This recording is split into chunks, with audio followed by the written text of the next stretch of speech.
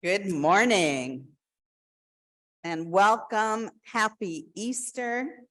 Welcome to Isaac Ketter, who is our saxophonist this morning. Welcome to Dr. J and Danielle and Lisa, who will be co-leading Easter with me. Welcome to those of you here in the hall, those of you who are at home, and those of you who will be watching later on YouTube. Welcome to all the children who are here. Can the children raise their hands? Yeah, so they're going to be with us throughout the service today, and we are going to have a treat of a UUFH children's choir this morning. And thank you all for the lovely flowers. If you are holding them because you came in during the middle of that lovely solo, feel free to bring them up now. It's been quite a week since we last gathered, hasn't it? We started the week, I think, with some optimistic views of democracy. Progressive wins in Wisconsin and Chicago. Tuesday's indictment that shows that no one is above the law. And yet we ended the week with Tennessee expelling 2 Black legislators for speaking out, and the Texas judge ruling against the abortion pill. We live, my friends, in a time of great political divide, not unlike the tensions in the time and place far away that we will be talking about this morning. The opening words this morning are by actually my beloved, the Reverend Joel Miller. They're called Easter Sunday. Now we gather for love and courage. We may bring hope and joy, may bring fear and sorrow. We welcome you, imperfect being human. And because this is Easter, let us roll away the heavy doors that entomb our souls. Shall we be warm spring sunshine for each other? Shall we renew our pledge to live, to repair our promise to love, to resurrect the heaven that is on this earth? Here together may our spirits come alive again. It is good to be together. It is easier to come alive together than to be alive alone. Ayla, will you come forward? This is the time of our service where we light our chalice, the symbol of our faith. And Ayla will be lighting this for us. Our chalice lighting is by the award-winning children's book author, Suzanne Collins. What I need is the dandelion in the spring, the bright yellow that means rebirth instead of destruction, the promise that life can go on no matter how bad our loss is, that it can be good again. Thank you. Good morning, I'm Lisa Burby. My pronouns are she and her. And I have some announcements because we are a very busy congregation. But before I begin, any of you who may be fidgeting a little, all ages, there are coloring pages and coloring pencils in the back. So feel free to run and get some. In what? In the green basket back there. So next weekend, we have Creativity Matters on Saturday. We have our congregational meeting on Sunday for all members. So you should have gotten an e-blast about that. And if you haven't, take a look for it. We also have many other events taking place this month. We have an Earth Day fair. We have services auction. And anything you need to know, you can go through those doors after the service into the social hall where you can get some coffee, stopping to thank the volunteer coffee makers on the way, and then go to the tables to learn more about all of the events that are taking place here. For those of you at home and those of you who are new here, we have information on our website, uufh.org, and we also send out a flash every Thursday morning, midday. So take a look for it. And if you don't get it, you can sign up on our website. So again, busy congregation, much going on. And now I would like you to join us in singing our affirmation, Common Ground. The words will be on the screen.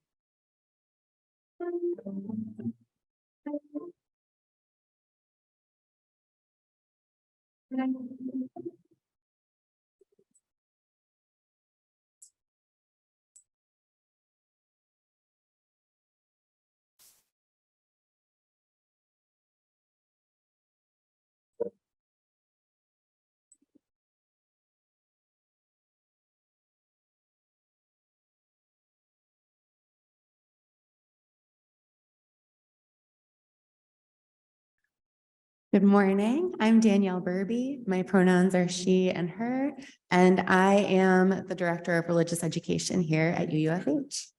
I would like to invite all the children to come up here so I can share a story. All right, so do you guys know what today is? Yeah. Easter. It's Easter. And maybe the Easter Bunny visited some of you today. Yeah. So you guys know that on Christmas, we celebrate the birth of Jesus, right? And then we don't know a whole lot about what happens in his life between then and when he turns 30. So I'm going to tell you a couple of things about Jesus today. Lots of people believe lots of different things about Jesus, but one thing we know for sure is that he did exist. He was a real person. He was a rabbi, and he did a lot of ministry around Jerusalem. So when he was 12, there's a story that Jesus went missing for 3 days. His parents had taken him into the city for Passover, and then they left and he wasn't with the group of people. So they went back and there was a full missing child search for him. And they found him in a place that you wouldn't quite expect. They found him with the rabbis in a temple learning about Judaism. And so I thought that that was a very interesting story, and it tells us a lot about Jesus. I want to make sure that I hit all my points. So Jesus spoke a couple of different languages. He spoke Hebrew, and he could read in Hebrew. He spoke Aramaic, and he might also have spoken Greek, because a lot of the higher up people in the government spoke Greek. And so when he would talk to them, he would probably have to speak in Greek. He rode a donkey into Jerusalem because donkeys were a symbol of peace and horses were a symbol of war. And so he wanted to show, I come in peace. I am grounded in love. That was his message. He preached that love was at the center of everything. He said that the two most important things were to love God and to love your neighbor as yourself. He cleansed the temple over Passover. So this is one of the things that happened a couple of days before he was arrested. And like I said, we don't know much about Jesus's life up to the age of 30, aside from the fact that he went missing at 12. And then we know most of the things about his life that we know are from between the ages of 30 and 33. So I think that's pretty amazing how many books, how many different chapters of the Bible were written, how many different versions of it were written, about 3 years of his life, really.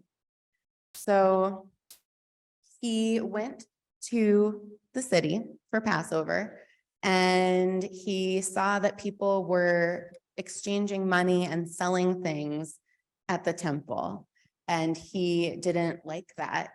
So he actually cleared out the temple because he was speaking out against the government that treated people badly and chastising people for focusing on business, wealth, and money rather than spirituality. He also helped people who society rejected.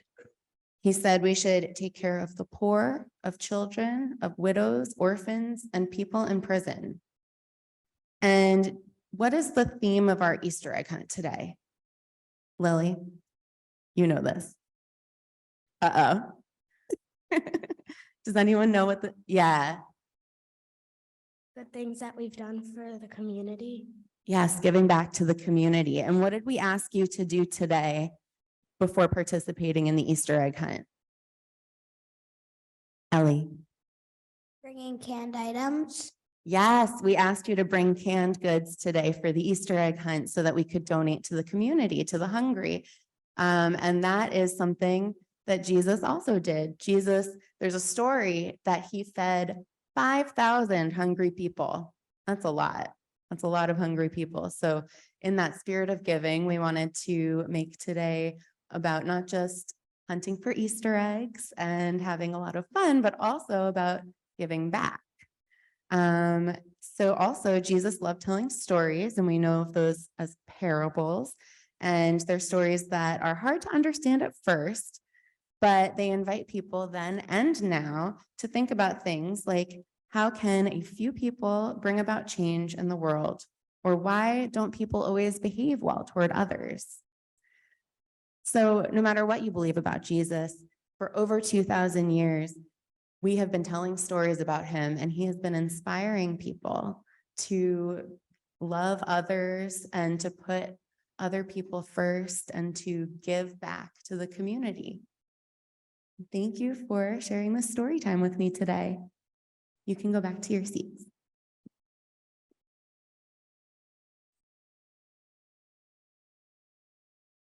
Thank you, Danielle. This is the time in our service where we invite you to come forward or go to the back to light a candle of a joy and or a concern in your heart. Rainey Donlin, are you here? Yes, thank you. If you have a joy or concern you would like to have us read aloud, you can bring a piece of paper with it written down, or there's some, Rainey will have some paper and pencils with her. Dr. J will play for us. Those of you who are visiting, you are welcome to join us at the candles as well.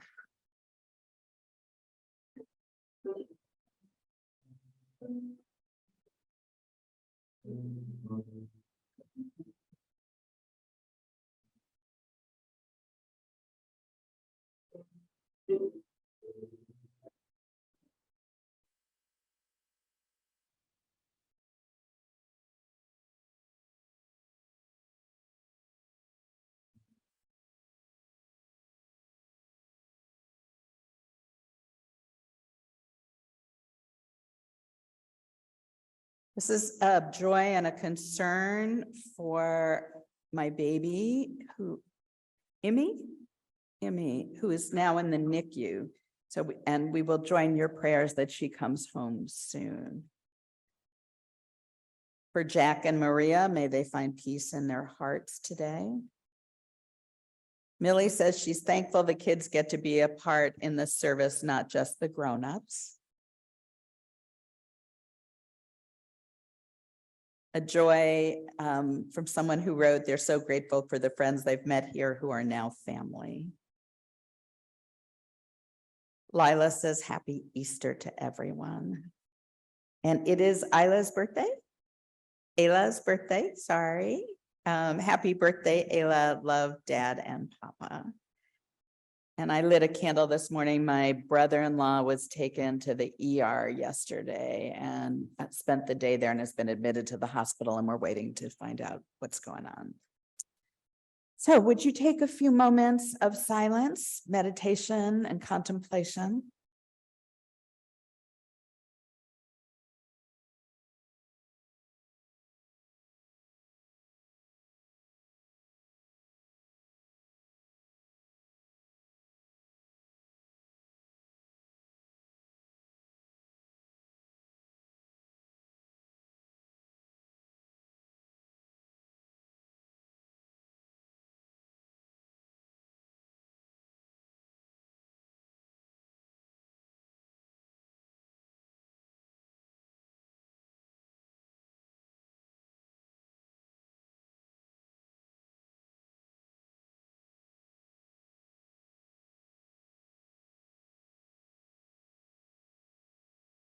Spirit of life and love, we gather today on this holy day. It is a holy day, not just because it is Easter or because it is still Passover, but it is a holy day because we are here together, because we woke up this morning, because we have a way to make this day count. We hold in our hearts those who are struggling with sudden illnesses, with long-term chronic diseases, with grief in their hearts, with all the worries of a mother of a new baby in a NICU unit, for all the ways that we too have faced crucifixion, betrayal, and hurt. There is a dark side to this holiday that reminds us that everyone suffers. And yet the sun and these beautiful flowers in front of me and the beautiful flowers emerging in the world remind us that there is always the possibility of new life, always the possibility of rebirth, always a reason to look and see beauty, the beauty of a young person reaching a milestone birthday, the beauty of a relationship coming to blossom, the beauty of a new opportunity, the beauty of visitors here joining us on this special Sunday, the beauty of the children's voices singing so lovely and innocently, the beauty of this day that we get to gather and be together again. Let us feel grace and grateful. Let us take the springtime joy into ourselves and say thank you once again. Amen. So may it be.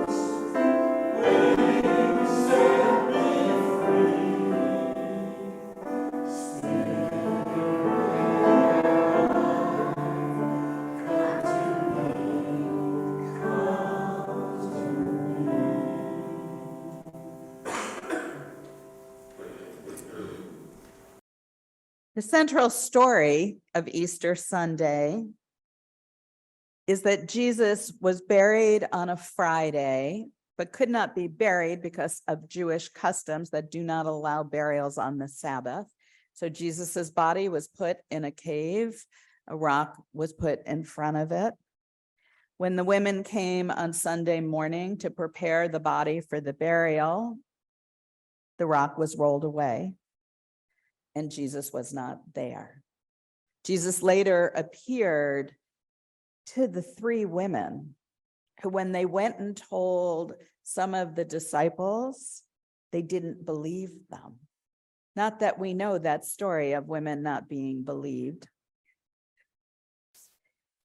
But it's also a truth story. And this responsive reading is about that truth story, that story that's about us. And so you will read, next slide, please.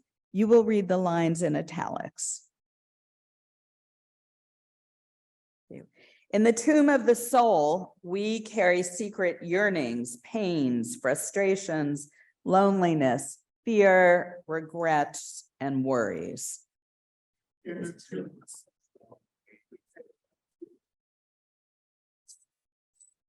In the tomb of the soul, we wrap ourselves in the security of darkness.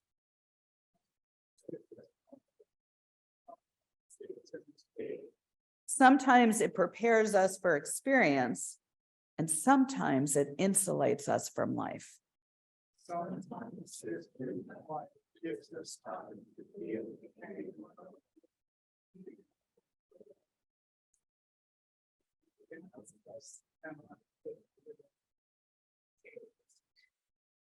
In this season where light and darkness balance the day, we surely seek balance for ourselves.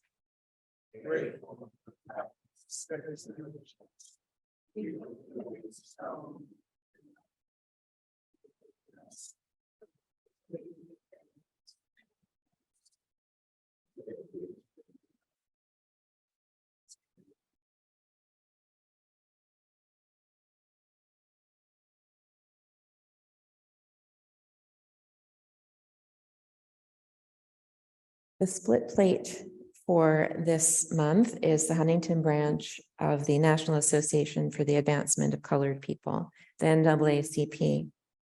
We as a congregation have been working with the NAACP here in Huntington for over 30 years, starting with the work that Frank McQuaid and Steve Burby did coordinating a scholarship fund for young high schoolers. The UUFH has a membership and has for many years, and many individuals here do as well. Support our long-term relationship through the Split Plate program. Your donations today are split between the Huntington branch of the NAACP and the work that we do here in this congregation. You can find the info on our website if you're at home. There's a tab, I promise you. There it is. And otherwise, you can feel free to, when the basket is passed, put in your donations.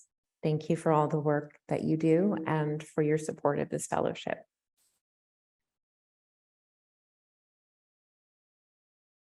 I think we're going to have a conversation about clapping at some point.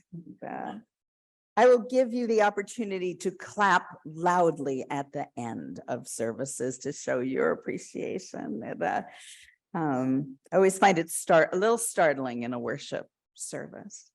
Thank you to the choir. Thank you to Isaac. Thank you to Dr. J. Thank you to Lisa and to Danielle. As many of you know, although we have a number of visitors today, I grew up Jewish and I identify today as a Jewish Unitarian Universalist. I didn't grow up celebrating Easter. And unlike the ubiquitous Christmas story, I really, as a child, had no idea what this Easter was about. Adults have a hard time explaining this particular holiday, I think, to children. But I can tell you, I experienced Easter envy. I wanted a pretty pastel colored dress with a matching coat. Some of the Jewish women are nodding. I wanted an Easter bonnet. I wanted those little white gloves. And I wanted a pair of brand new white cotton anklets and patent leather shoes. I begged to go on Easter egg hunts, sponsored by local congregations. And you know what I really wanted? What do you think I really wanted more than anything? Chocolate bunnies, right? I wanted to wake up to a basket filled with chocolate eggs and chocolate bunnies on Easter morning. How many of the children here got Easter bunnies this morning? Yeah. See, none of that ever happened in my home, in part because Easter was labeled as a Christian holiday and all things Christian were to be avoided by U.S. Jewish families in the mid-20th century after the horrific events of the Holocaust. But in part, I think it was also because it was understood that we as children needed to understand that Passover was every bit as special as Easter, which for those of us who celebrated Seder this week know that it is. Every year at around this time, I reread the Bible chapters that tell the stories of Passover and Easter. And I am always reminded and surprised by how much more complex those stories are than the ones I learned as a child. Both Passover and Easter are ultimately about how God triumphs, or if you prefer, love triumphs over oppression and violence. These stories are about journeying in the wilderness, suffering, and then getting to experience new life, a new way of being, as the choir sang, a new day. These legends persist, and these are for my regulars, as I have told you, because they are what? They are truth stories, even if they are probably not true stories. One of the most upsetting things to me in seminary was finding out that there was absolutely no historical record of 600,000 Jews leaving Egypt, that would have been written down, and it doesn't exist anywhere. But these stories, there are truths in them because they're about us. We can find ourselves in these stories. In seminary, I came to love the Jesus of the Gospels, the Jesus who, in the words of Diana Butler Bass's book, Freeing Jesus, that Jesus was a rabbi, a prophet, a teacher, a miracle worker, an itinerant mystic, political rebel, and rabble-rousing Jewish peasant. I liked what I read about Jesus in the Christian testaments. Jesus who stood up to the oppressors, Jesus who told wonderful stories, Jesus who welcomed everyone and said to carry one another's burdens to fulfill his law and to love one another just as I have loved you. When I discovered the work of what's called the Jesus Seminar, a group of theologians and historians who are working to separate the historical Jesus from the mythical Jesus, I liked their portrait of Jesus as a revolutionary and humanitarian. I said at the time to a bishop friend of mine, I think I would have liked Jesus in the original. Jesus as revolutionary spoke to me. Jesus as the embodiment of love and moral exemplar is a Jesus I still want to know more about. I am fascinated that these stories about this man born more than 2,000 years ago is still so central to the lives of millions and millions of people today. I struggle with the fact that the religious right has co-opted Jesus to be a false Jesus who sides with discrimination and political oppression, when the real message of the Gospels is love and care for the most vulnerable and the most marginalized. The Easter story is our story because it reminds us that everyone knows what it is to be crucified. Hopelessness, sorrow, grief, betrayal. And we all have the possibility of resurrection. These past 3 years of the pandemic surely taught us all what it is to be in the wilderness and not know what's coming next. And for many of us, they taught us how to find hope in the darkness. Perhaps more than any other year I can think of, are we not collectively rejoicing in the possibility of rebirth right now? I recently read Kristen Hanna's The Four Winds. Have any of you read it? So it's a beautiful story, a quite moving story of people in the Southwest during the Dust Bowl. In her foreword, Hannah writes, mid-pandemic, never in my wildest dreams did I imagine that the Great Depression would be so relevant in our modern lives, that I would see so many people out of work, in need, frightened for the future. But we've gone through bad times before and survived, even thrived. History has shown us the strength and durability of the human spirit. In the end, it is our idealism and our courage and our commitment to one another, what we have in common, that saves us. She's talking about resurrection, my friend.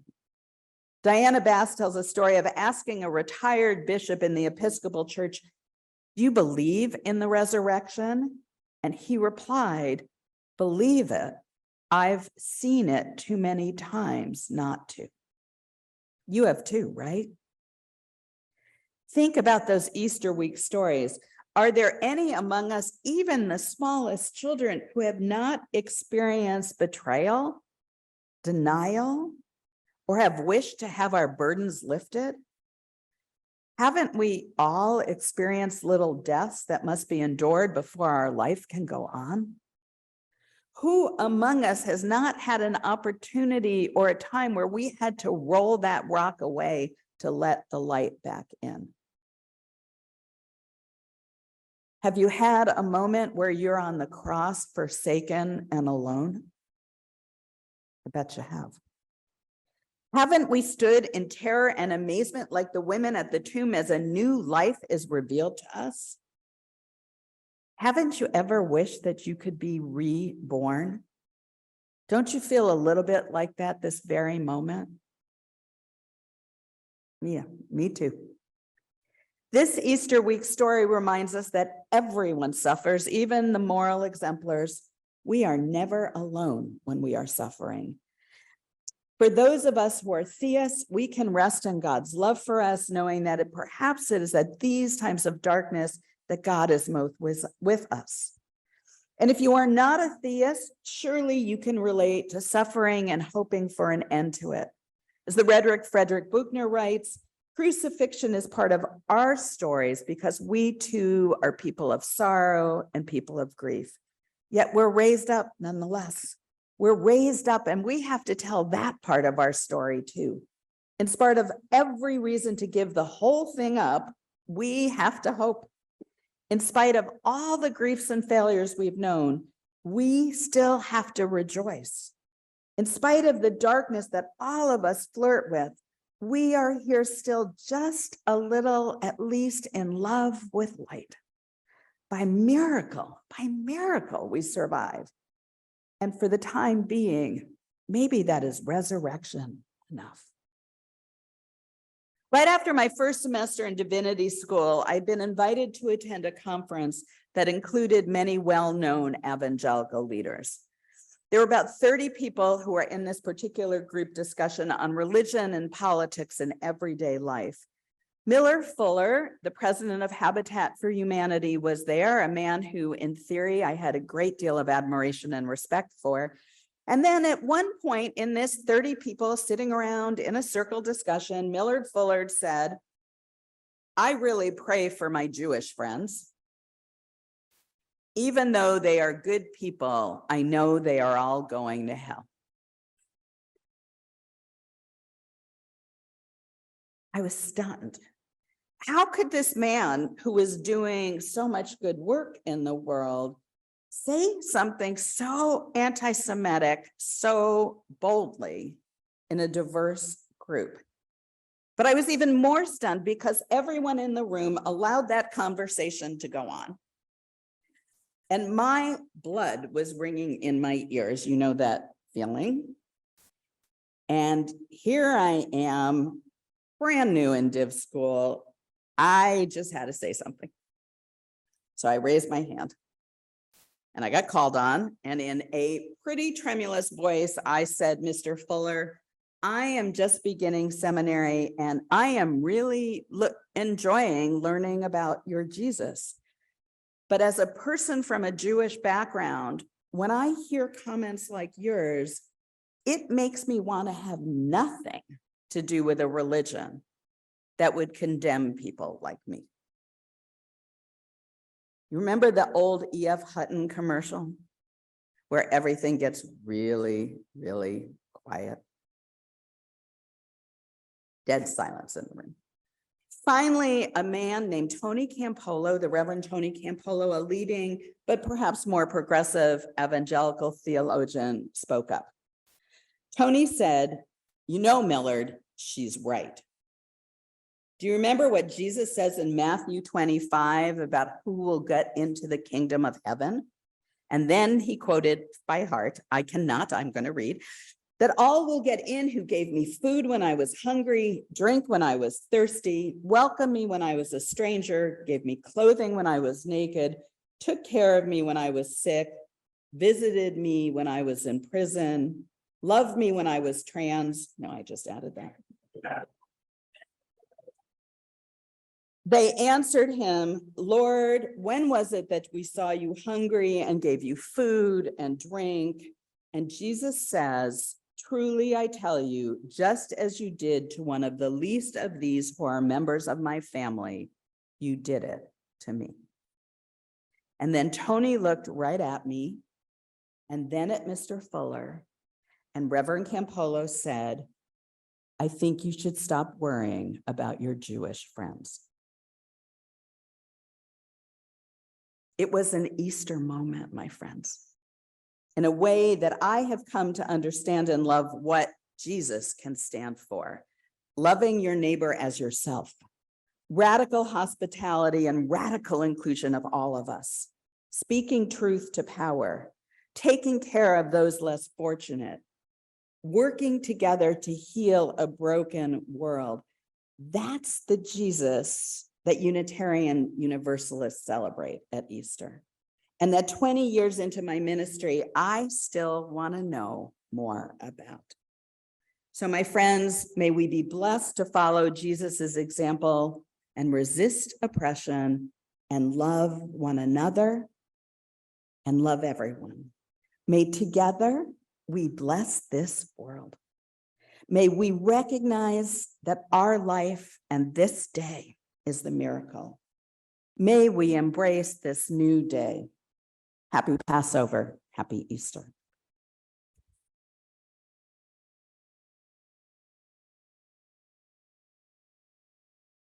For all who celebrate the resurrection of Jesus, may this day be another affirmation of divine love and promise.